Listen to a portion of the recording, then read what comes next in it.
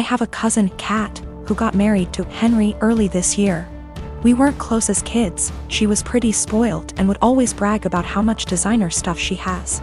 Be really mean to people under the guise of just trying to help, etc. Don't go out of our way to interact with one another, but I do see her at family events and whatnot, and we make small talk. I'm engaged to Chris, who is a software engineer. He's co-head of his department at work with 2 other people, not too long ago. Chris was telling me about how they had some new employees and one of them sounded really familiar. He told me the name and I realized it was Kat's husband. Also, he and Henry hadn't met face to face yet. Kat and Henry had a huge wedding. It was really nice, but all she did for months is brag about how amazing her wedding was. The wedding stuff's died down now, so recently she started going on about how wealthy her husband is and what a great lifestyle they have. One of my other aunts celebrated her 50th about a week ago. I went with Chris and Kat was there with Henry. We were chatting and Kat was saying how Henry has a fantastic new job that pays even more than his previous one. Henry chimed in and said that they were already planning to buy a new house. Kat asked what Chris does. I said he was an engineer like Henry and he has a good job too, but I'll admit I left out where he works on purpose. She smiled and nodded, then said it's fine. She understands that I'm embarrassed and want to keep it quiet. So that was pretty much the end of our conversation then. When we were leaving, she pulled me aside and told me to let her and Henry know if we needed help with the wedding. Obviously I knew what she meant and it was just another dig, but I said, "Bye," and left.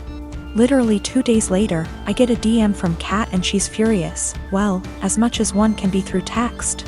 That I didn't tell them that Chris was one of Henry's bosses. Henry was shocked to see him in the office and Chris made a comment, "Tell Kat OP and me don't need help but thanks for offering." Henry's really embarrassed and so's Kat, and she said that we made them look bad on purpose and if she knew, she'd have never made those comments.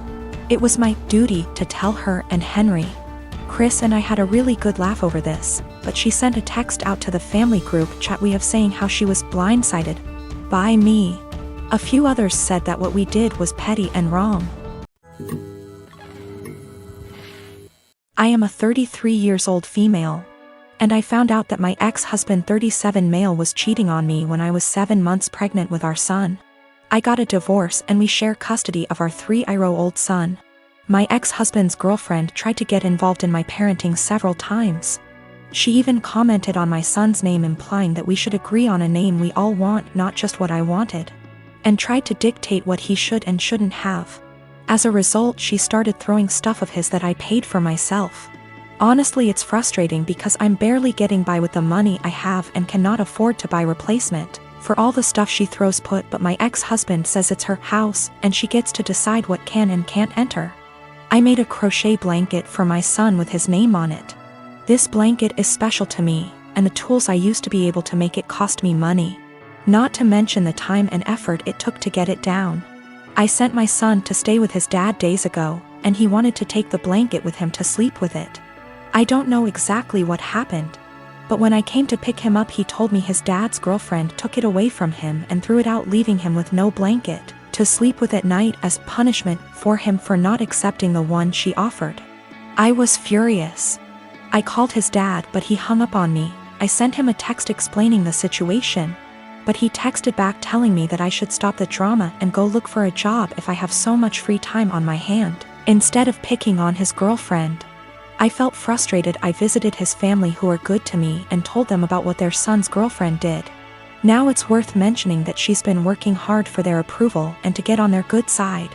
They were shocked to know about what she did. They all flipped out on her and started calling her out. My sister-in-law took it further by putting this on social media, which made other family members see what she did. My ex-husband called me yelling about my pathetic attempt to turn his family against his girlfriend. I could hear her freaking out in the background while he was lashing out at me, saying I ruined every chance she had to have a good relationship with her future in-laws. I hung up and felt absolutely horrible, even though I was just venting to his family about what happened and felt frustrated. I'm not sure anymore, since the whole family aren't speaking to her SI, that might have EPA lasting impact on their relationship with her. I am a 35 years old female, a musician, playing gigs and at an orchestra as a violinist. Rehearsals just resumed, so orchestra is my main source of income ATM. My sister, she's 26, is a social worker, working 3 days a week, so minimal income, but she adores her job. I live in a small 2-bedroom apartment, both rooms around 9-10 square meters. Using the second room as a practice room / storage for my instruments, 3 violins, 2 guitars, a digital piano, a small drum kit, and other stuff. 4 months ago my sister broke up with her BF and I offered her my spare room, temporarily. I moved most of my stuff to the living room so I could fit a small bed in there. Sis moved in, but she asked me to move more stuff to the living room. I moved pretty much everything sans the piano, to the point where the living room became uninhabitable. Then she started complaining about my violin playing, saying it gave her headaches. I told her I couldn't stop the daily practice without risking my only steady income. The arguments got worse. She told me to play only when she wasn't home, but with her work schedule I couldn't afford that. I tried switching to the electric violin, but even that can be pretty loud, so it didn't help. Several times I reminded her this was only a temporary arrangement, but she didn't seem to hear me. 2 weeks ago I arrived home to finding my piano in the bathroom, near water and humidity, because my sis needed the space for her new double bed. When I told her she can't SRSLY expect me to store my piano there, she said, "Yeah, you will just have to sell it, I guess." I got so mad I told her she has 7 days to leave, but she didn't take me seriously. For a week I only talked to her to remind her how much time she has left, but she always laughed it off, told me to stop acting like a crazy person. When the deadline came I boxed up all her stuff while she was at work, booked an Airbnb bedsit close by and drove her stuff there. She was livid but couldn't do anything but take her new keys and stay there. The following week she kept calling me with an increasingly apologetic tone, saying she shouldn't have moved my piano or bought a bed. She promised she would put more effort into finding a new place. And by the end of the week I considered most of our issues at least addressed, so I drove to help her move back. But when I was carrying the first box down, she went, "I do hope you will at least stop with the violin this time." I absolutely refused to take more of that F******ing violin. I dropped the box, wished her good luck and left. Now, 2 days later, on one hand it feels like a huge overreaction to leave my own sister literally homeless because of an argument about the violin. I know she cannot afford to stay there, but on the other hand I have no plans to allow her back here, because I feel she would just continue crossing boundaries and never leave. I'm a 30-year-old male and my best friend got married last week. I just bought a house and my wife is expecting our son in November. So I let him know I was limited in what I could contribute financially, but did tell him I would try my best. So, I went to the bachelor party in Maine, I rented the tux, and paid for mine and my wife's dinner at the rehearsal dinner. I also had a gift of $300 that I was going to give them, but we will get to why I didn't give it to them. His now wife, then fiancé, texted me multiple times a day with updates fine. I didn't always respond and it got to the point where if I didn't respond at least once a day, I'd get a call from my buddy. I have a full-time job and am redoing some rooms in my house, so I'm busy. She texted me for the following reasons. 1. My wife was not allowed to talk about our pregnancy at all. She didn't want anyone to focus on that more than her, the bride. 2. She was not going to order special food for my wife, no one asked her to. My wife was fine with whatever she was going to be served. 3. I was not helping the groom enough, he had to help her with favors, seating charts and programs. So I had to help him with those things, according to her. She also said to get ready to help with thank you notes after the wedding. 4. She said if I was a true best man, I would offer to pay for the bar bill. I don't even know what that means.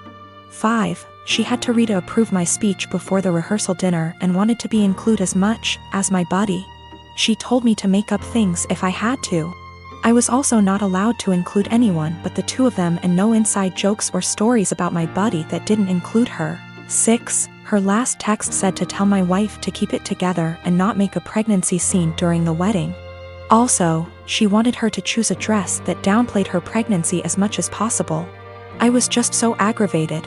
I spoke to my friend to see if he could reason with her. He told me to just play ball on this one, it's her day, and to cut him a break, because he'd be dealing with her nonsense for the rest of his life. I was annoyed but calmed down. The day of, all the bride and my buddy do is scold me, berate me and bark orders. I head down to the bar for a drink. The bride's mother is there and warns me not to get drunk because I've ruined her daughter's day enough. I didn't give them the card with the cash and in the speech. I used my friend's exact wording about having to deal with her nonsense for the rest of his life. I wished them the best and told him I'd always be there for him, especially during the divorce.